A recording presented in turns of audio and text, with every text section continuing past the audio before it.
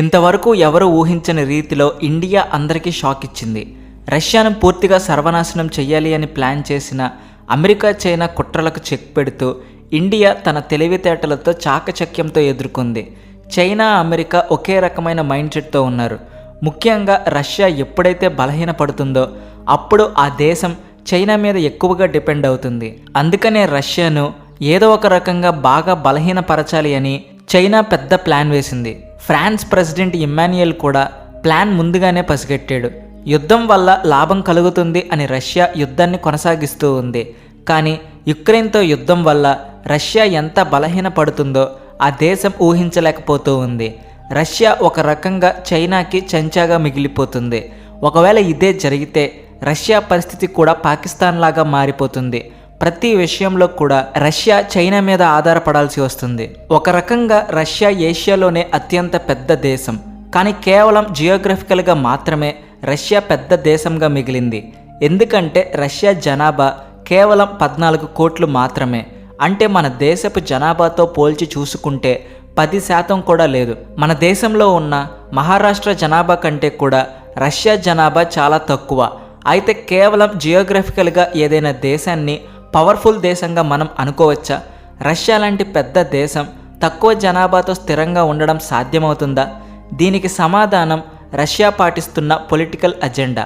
దాంతోపాటుగా రష్యాకి మద్దతు ఇస్తున్న ఇండియా మీద కూడా ఆధారపడుతుంది. రష్యా ఎంత పెద్ద దేశం అంటే ఆ దేశంలో మన ఇండియా లాంటి దేశాలు ఓ 3 చక్కగా ఇమిడిపోతాయి. అయితే రష్యాలో జనాభా మాత్రం చాలా వేగంగా తగ్గిపోతూ ఉంది. ఇదే రష్యాకి ఒక పెద్ద ఛాలెంజ్ లాగా మిగిలిపోయింది. దాంతోపాటుగా యుక్రెయిన్తో యుద్ధం చేయడం కూడా రష్యాకి తలకు మించిన భారంగా మారింది. దీని కారణంగా రష్యా చాలా బలహీనపడిపోతూ ఉంది. ప్రస్తుతం రష్యా కేవలం 2 సమస్యలతోనే బాధపడుతూ ఉంది. ఒకటి రష్యాలో జనసంఖ్య విపరీతంగా తగ్గిపోవడం అయితే మరొకటి ఆర్థికంగా కూడా రష్యా బాగా చితికిపోతూ ఉంది. యుద్ధమనే ఊబిలోకి కూరుకుపోయిన రష్యా ఇప్పుడు బయటపడడానికి కూడా సాధ్యం అవ్వడం లేదు. ఎంత ప్రయత్నించినా సరే రష్యా ఈ యుద్ధం నుండి వేరుపడలేకపోతూ ఉంది. ఇదే సమయంలో ఇండియా ఒక ఇంపార్టెంట్ స్టెప్ తీసుకుంది. రష్యాతో మన రిలేషన్స్ మరింత స్ట్రాంగ్ చేసేలా ఇండియన్ గవర్నమెంట్ ఒక గట్టి ప్లాన్ వేసింది. అంతేకాకుండా రష్యాకి ఆర్థికంగా పొలిటికల్గా కూడా మనం సపోర్ట్ ఇస్తూ ఉన్నాము. ప్రస్తుతం రష్యాకి ఇటువంటి సపోర్ట్ చాలా అవసరం. రష్యా నుండి మన ఇండియన్ గవర్నమెంట్ క్రూడ్ ఆయిల్ కొనుగోలు చేస్తూ ఉంది. ఇందులో విశేషమేముంది అని మీకు అనిపించవచ్చు. కానీ నిజానికి రష్యా మీద అమెరికాతో పాటు మరికొన్ని దేశాలు శాంక్షన్లను విధించాయి.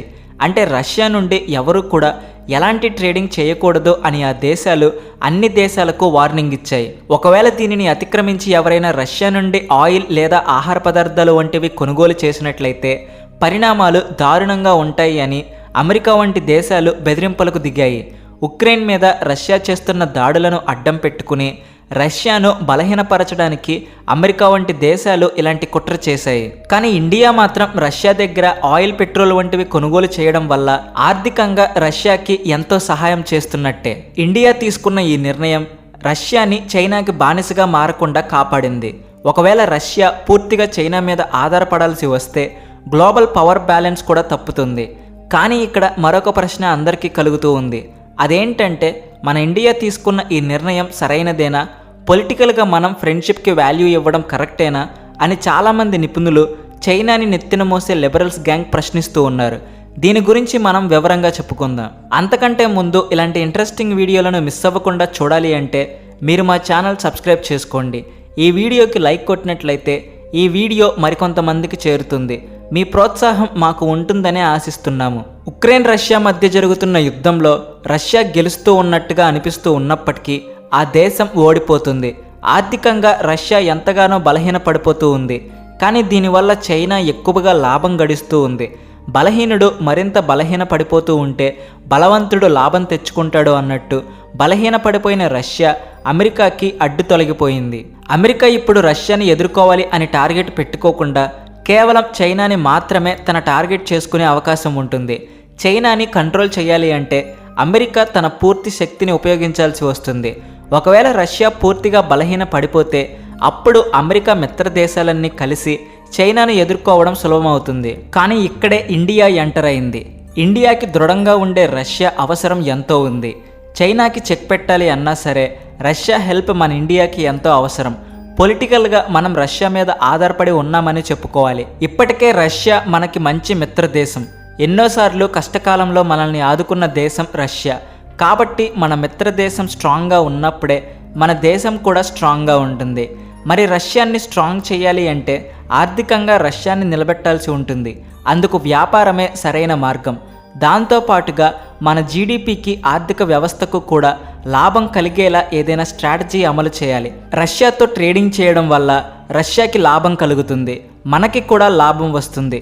ఒకే దెబ్బకు రెండు పిట్టలు అన్నట్టు ఇటు రష్యాని స్ట్రాంగ్గా చేస్తూనే చైనాకి చెక్ పెట్టడం కూడా కేవలం ట్రేడింగ్ ద్వారానే సాధ్యమవుతుంది. గతంలో 8 నుండి 10 బిలియన్ డాలర్ల వరకు మాత్రమే పరిమితమైన ఇండియా రష్యాల వ్యాపారం ఇప్పుడు 50 బిలియన్ల డాలర్ల వరకు చేరుకుంది. ఒకవేళ చక్కగా ప్లాన్ చేస్తే రష్యా తిరిగి ఆర్థికంగా పుంజుకోవడానికి మన ఇండియా ఎంతగానో హెల్ప్ అవుతుంది. పొలిటికల్గా కూడా రష్యాకి మన ఇండియా ఎప్పుడూ సపోర్ట్గానే ఉంటుంది.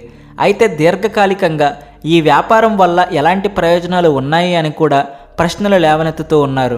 మీరు స్క్రీన్ మీద చూసినట్లయితే 2024లో వచ్చిన ఒక రిపోర్టు ప్రకారం ఇండియా రష్యా మధ్య ట్రేడింగ్ 50 బిలియన్ డాలర్ల దాటి 66 బిలియన్ డాలర్లకు చేరుకుంది. రష్యాకి ఇండియాకి మధ్య పెరుగుతూ ఉన్న రిలేషన్కి ఇది ఒక మంచి ఎగ్జాంపుల్. కానీ భవిష్యత్తులో ఈ రెండు దేశాలు మరింత క్లోజ్ అవ్వడానికి ఈ ట్రేడింగ్ ఉపయోగపడుతుందా, లేదా మన దేశానికి ఈ ట్రేడింగ్ ఒక ఛాలెంజింగ్గా మారిపోతుందా? ఈ ఏడాది పూర్తవడానికి కేవలం 1 నెల మాత్రమే మిగిలింది.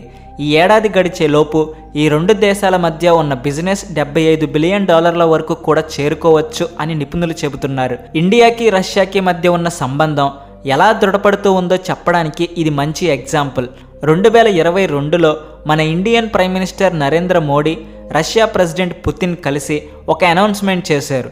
2030 లోపు ఈ రెండు దేశాలు తమ వ్యాపారాన్ని 100 బిలియన్ డాలర్లకు చేరుస్తారు అని చెప్పారు. కానీ ఇప్పుడు ఉన్న పరిస్థితిని చూస్తూ ఉంటే 2030కు ముందుగానే ఈ టార్గెట్ అచీవ్ చేస్తారు అని అనిపిస్తుంది. ఈ వ్యాపారం వల్ల రష్యా ఆర్థికంగా నిలబడమే కాకుండా పొలిటికల్గా కూడా మన ఇండియాకి దగ్గరవుతుంది. ఈ సిచ్యువేషన్ గ్లోబల్ పవర్కి ఒక గట్టి మెసేజ్ని పంపిస్తూ ఉంది. రష్యాకి అండగా ఇండియా ఉంది కాబట్టి రష్యా నాశనం అయ్యే ఛాన్సే లేదు అని గ్లోబల్ పవర్ దేశాలకి ఇప్పటికే అర్థమయ్యే ఉంటుంది. ఏదేమైనప్పటికీ రష్యాతో మన వ్యాపారం తొందరలోనే 100 బిలియన్ డాలర్లకు చేరుకుంటుంది. దీని మీద మీ అభిప్రాయం ఏంటో కామెంట్ సెక్షన్లో తెలియచేయండి. అలాగే వీడియో నచ్చితే వెంటనే లైక్ చేసి షేర్ చేయండి. And me friends and family మెంబర్స్కి మా ఛానల్ని రికమెండ్ చేయండి. Thanks for watching. Please to subscribe.